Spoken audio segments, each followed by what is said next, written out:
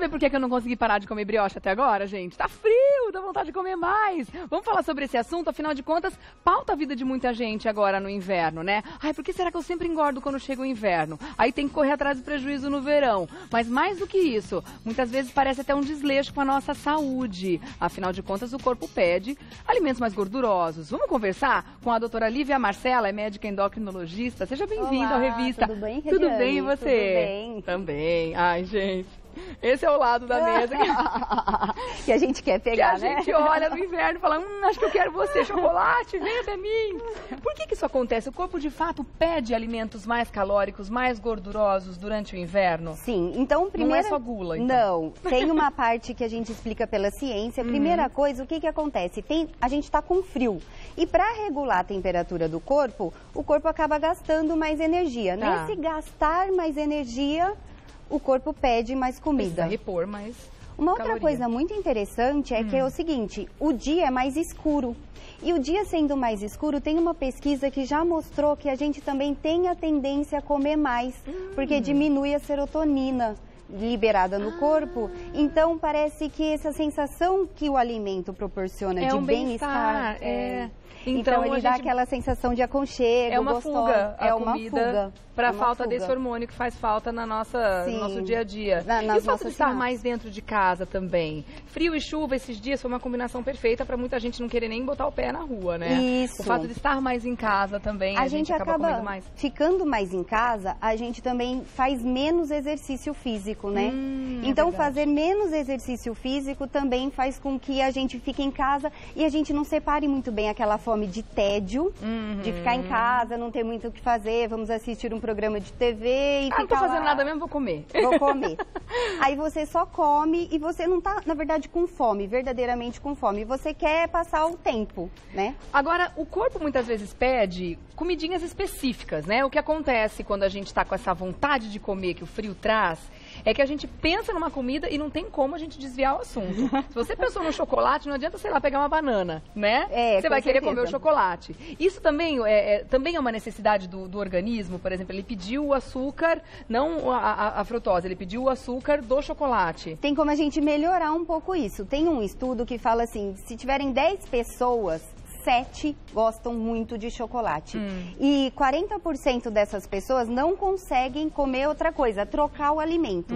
Então, o que a gente pode fazer? Tentar pegar um chocolate 70% cacau. Boa! 70% cacau não é que tenha, assim, tanta diferença na caloria, Regiane. A diferença maior são nos nutrientes mesmo. Tem mais cacau, menos gordura, né? Então, acaba que os nutrientes são bem melhores. Então, 70%. Tem como, mesmo quando a gente apela para a gordice, porque naquela hora é necessário, fazer uma escolha melhor, né? Sim, uma escolha mais saudável, né? Tá. Eu tô vendo que aqui também você colocou algumas situações em que o corpo pede o aconchego do alimento ou da bebida quente, né? Isso, até para manter a temperatura, a gente acaba preferindo comidas mais quentes. Ao invés de tomar uma sopa com creme de leite, um queijo amarelo, a gente pode tentar fazer uma opção de uma sopa que tenha frango, que seria a proteína, como se fosse uma canja, os legumes, a proteína, que é o frango, e um caldo não que tenha creme de leite. Posso fazer um caldo com legumes, né? Então aqui você trouxe as duas opções para a gente ter uma ideia da escolha mais... prejudicial para a saúde, digamos assim, e a escolha saudável. Esse é um caldo que também é muito gostoso, mas que a gente não pode fazer disso uma constante, né? Sempre, esses caldos com creme de leite. Isso, a frequência é muito importante. E que em termos de nutriente, eu acredito que nem seja tão rico, porque é um caldo de uma coisa só. Não é tão rico. Né? Tem um estudo muito interessante que eles viram na Unicamp, eles viram que durante o inverno aumenta o colesterol ruim, o LDL aumenta. E por quê? Talvez pela escolha de creme de leite, chocolate, né, ao leite, tudo isso são alimentos muito gordurosos. Então aí é uma parte da explicação, não só isso, óbvio, mas é uma parte da explicação daquelas doenças cardiovasculares acontecerem mais no inverno. O infarto, ele tem uma frequência maior no inverno. Verdade, também comprovado em estudos. Isso. Gente, vamos se cuidar, não é porque tá frio que a gente pode, né, sair comendo.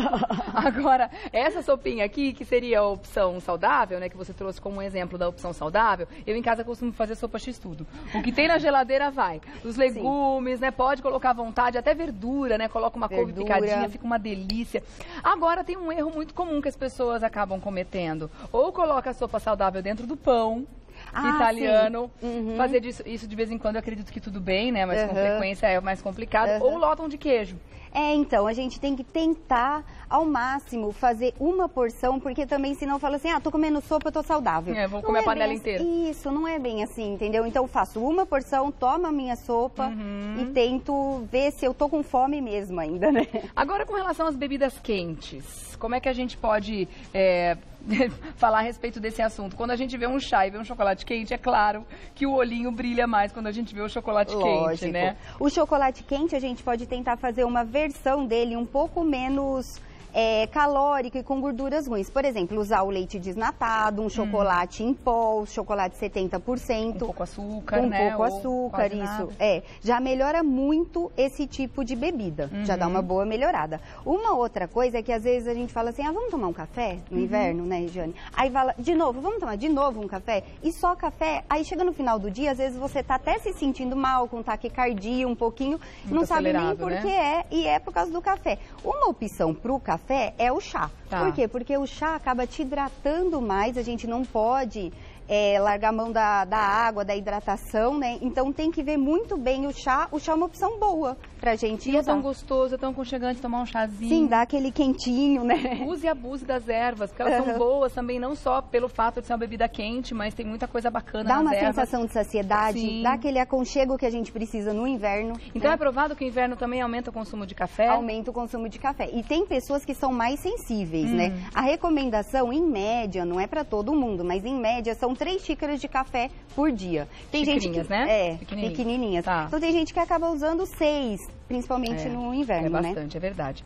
Vamos falar das frutas? Vamos. Tem frutas que são também, ainda falando, você comentou do consumo de água, que também é importante a gente não ficar desatento a isso durante o inverno, porque acontece a gente esquecer de tomar água muitas vezes, né? Porque o frio não dá sede como no verão. Por isso mas que os 2 litros são indicados no inverno também. São os 2 litros, normal. Por isso que a sopa também tem uma quantidade de água maior, né? Então já ajuda também você a repor essa água durante o dia. Sopa, o chá. E as frutas também ajudam na hidratação, né? Sim, as frutas ajudam. Mas às vezes você olha pra fruta, assim, nesse jeito, no inverno, você fala, não tá tão gostoso, né? Então você pode aquecer a fruta, ferver mesmo a fruta e colocar um cravo, uma canela. Também ajuda a aquecer o corpo, a canela e o cravo, ajuda né? a aquecer o corpo e também ajuda a fruta a ser um alimento, nesse momento, mais saboroso. Não tá aqui, mas eu queria tirar uma dúvida com você. A gente pode também tentar ajudar o corpo a se aquecer com temperos? O gengibre, por exemplo, se a gente incluir em carnes ou num molhinho de salada, também ajuda o corpo?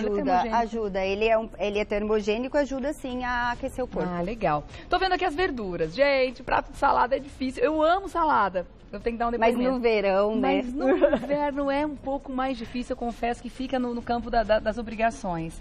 É importante a gente fazer uso da salada? É importante, por quê? Porque tem a fibra continua valendo no inverno também, que dá aquela saciedade e você acaba tendo menos vontade de comer só o chocolate ou os alimentos mais calóricos. Então o que a gente pode fazer? A gente pode cozer a salada, a couve. Colocar as folhas cozidas. Sim, a gente pode montar um prato com a folha cozida. Bem quentinha pro prato. E dá mais vontade de comer a salada, né? Aqui é uma selga refogada? É uma selga.